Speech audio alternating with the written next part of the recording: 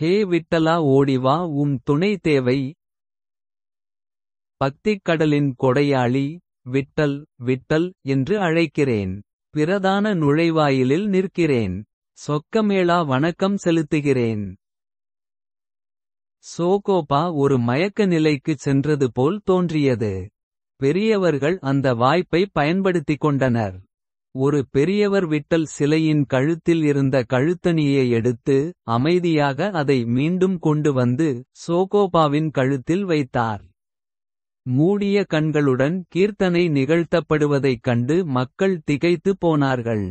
பெரியவர்கள் யாரும் கவனிக்காத வகையில் இதைச் செய்தார்கள்.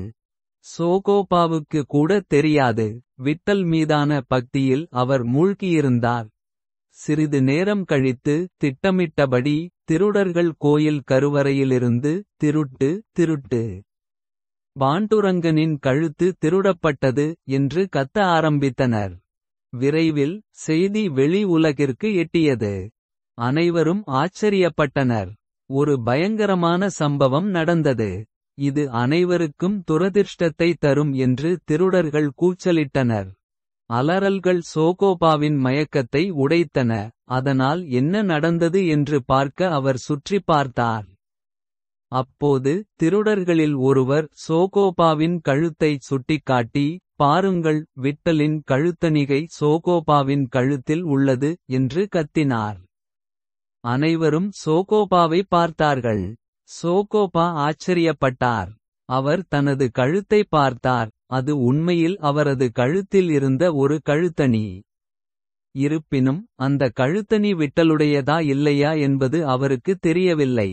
விட்டலின் சிலையை அவன் அருகில் பார்த்ததில்லை. அதனால் அவன் எப்படி அந்த கழுத்தணி பார்த்திருக்க முடியும்? ஆனால் இப்போது அவன் கழுத்தில் மிக அழகான கழுத்தணி இருந்தது. அது விட்டலுடையது என்று தீயவர்கள் சொல்லிக் கொண்டிருந்தார்கள். ஆனால் இந்த கழுத்தணி அவன் கழுத்தில் எப்படி வந்தது என்பதை அவனால் புரிந்துகொள்ள முடியவில்லை. சோகோபாவைச் சுற்றி ஒரு பெரிய கூட்டம் கூடிவிட்டிருந்தது. சோகோபா கடவுளை காட்டிக் கொடுத்ததாக கெட்டவர்கள் சொல்லத் தொடங்கினர். சோகோபா தனது கருத்தை விளக்க முயன்றார். ஆனால் அவர் முன் ஆதாரம் இருந்ததால் யாரும் கேட்கவில்லை. தீயவர்கள் அவரை குச்சிகளால் அடிக்கத் தொடங்கினர். சிலர் சோகோபாவை கற்களாலும் பாறைகளாலும் அடிக்கத் தொடங்கினர். சோகோபா மோசமாக அடிக்கப்பட்டார். அவரது உடலில் இருந்து இரத்தம் சொட்டியது. ஆனால் அடி நிற்கவில்லை. இந்த அடி மற்றும் அவமானத்தால் காயமடைந்த சோகோபா வலியால் துடித்து விட்டலை நோக்கி கேட்கிறார்.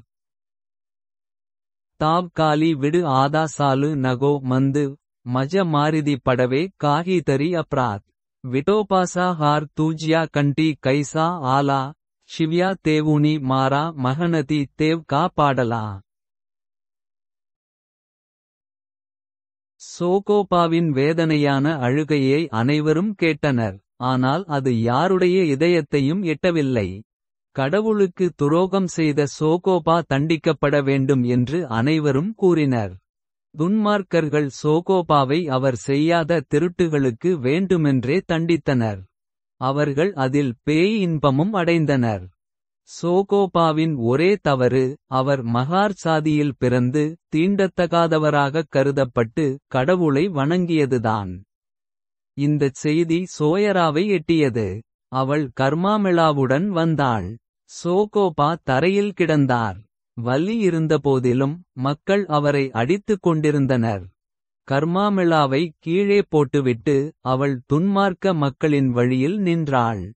சோகோபா அடிபடுவதைத் தடுக்க அவள் முயன்றாள். ஆனால் அவனை அடிக்கும் எண்ணற்ற கைகளை தடுக்க முடியவில்லை. இந்த அவலத்திலிருந்து தன்னை காப்பாற்றும்படி விட்டலை அவள் அழைத்தாள். ஏயி ஓ விட்டலே ஏயி லவகரி தாவே தூ சத்வரி மஜலாகி ஆமுசா விசார் ஆதா கரா தேவா சாம்பாளி கேஷவா மாய் பாபா. அப்போது கோரோபா காக்கா ஒரு கட்டிலில் சாய்ந்து கொண்டு வந்தார். பாகவத் துறவியின் பக்தர் ஒருவர் அவருக்குச் செய்தியை சொல்லியிருந்தார். அவர் உடல்நிலை சரியில்லாமல் இருந்தார். ஆனால் அதை கேட்டதும் அவர் விட்டல் போல தோன்றினார். அவர் சோகோபாவை அடிப்பதை நிறுத்தினார். சோகோபா மயக்கமடைந்தார். சோயரா அழுது கொண்டிருந்தாள். கர்மமேளா அழுது கொண்டிருந்தான். நீதிபதிகள் முன் இந்த விஷயம் முடிவு செய்யப்படும் என்று கொள்ளையர்கள் கூறினர். அதனால் அவர்கள் வெளியேறினர். தீ மூட்டிக் கொண்டிருந்தவர்களும் வெளியேறினர். சிலர் சோகோபாவைப் பற்றி பரிதாபப்பட்டனர். ஆனால் அவர்களால் எதுவும் செய்ய முடியவில்லை. கோரோபா காகா முதலில் சோயராவை அமைதிப்படுத்தினார். அவளை ஊக்கப்படுத்தினார். அவர் சோகோபாவை அவரது முகத்தில் தண்ணீர் தெளித்து உயிர்ப்பிக்க முயன்றனர். சிறிது நேரத்திற்குப் பிறகு சோகோபா சுயநினைவு திரும்பினார். அவரது உடல் முழுவதும் காயங்களால் மூடப்பட்டிருந்தது. அவரது கைகால்கள் கருப்பு மற்றும் நீல நிறத்தில் இருந்தன. அவர் புலம்பி அழுது கொண்டிருந்தார். அவர் என்ன குற்றத்திற்காக தண்டிக்கப்படுகிறார் என்று கேட்டார். கோரோபா காகா அல்லது வேறு யாரிடமாவது அவரது கேள்விக்கு பதில் இல்லாம் இருந்தது. சோகோபா தூக்கி உட்கார வைக்கப்பட்டார்.